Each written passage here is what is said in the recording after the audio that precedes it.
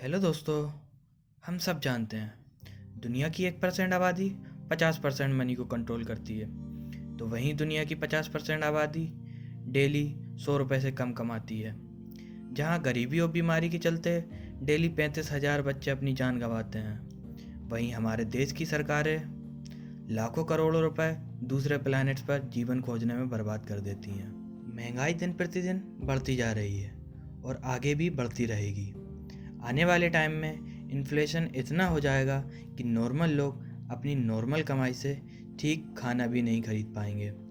हम सब जानते हैं कि अमीर अमीर होता जा रहा है और गरीब होते जा रहे हैं, लेकिन हम ये जानने की कोशिश नहीं करते ये सब हो कैसे रहा है।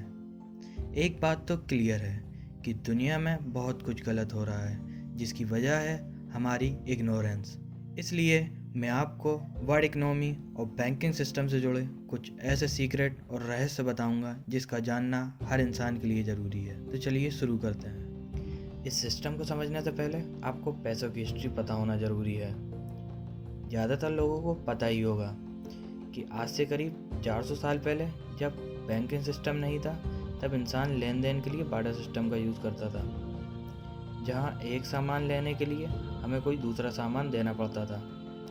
अगर आसान शब्दों में समझें, जैसे कि मेरे पास सेब है और आपके पास दाल है, तो मैं आपको सेब दूंगा जिसके बदले आप मुझे दाल दे देंगे।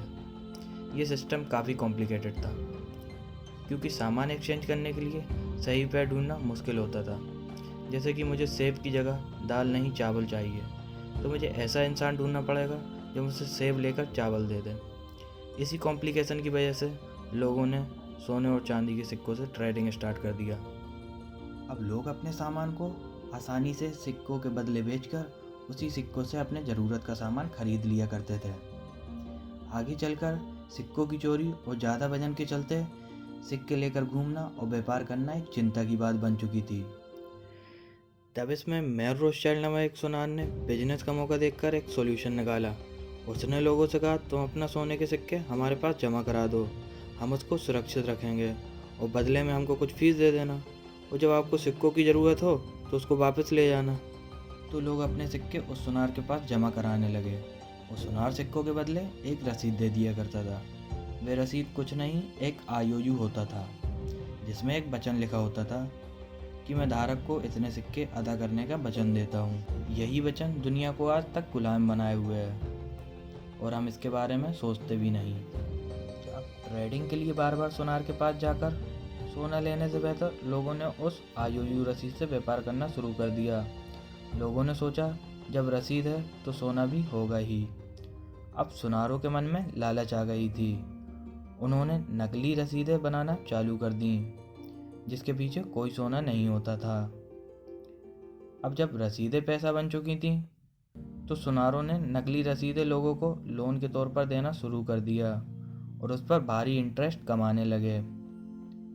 यहीं से शुरू हुई दुनिया की सबसे बड़ी डकैती, यानी banking system of fiat currency का दौर।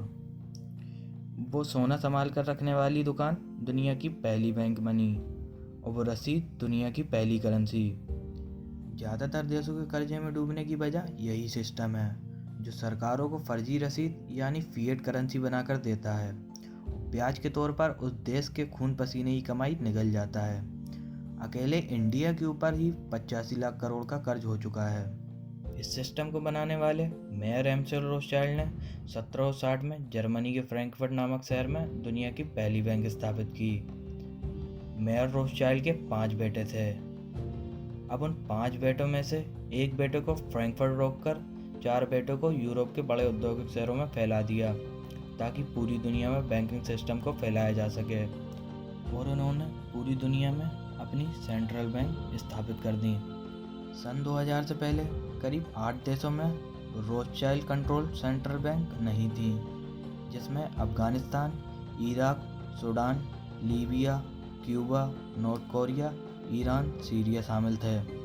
लेकिन अमेरिका द्वारा 9/11 हमले की साजिश के बाद अफगानिस्तान, इराक और सीरिया को आर्थिक रूप से बर्बाद कर दिया गया। इनकी आर्थिक स्थिति सही करने के लिए इन देशों को कर्जा देकर सेंट्रल बैंक स्थापित करवा दिया गया।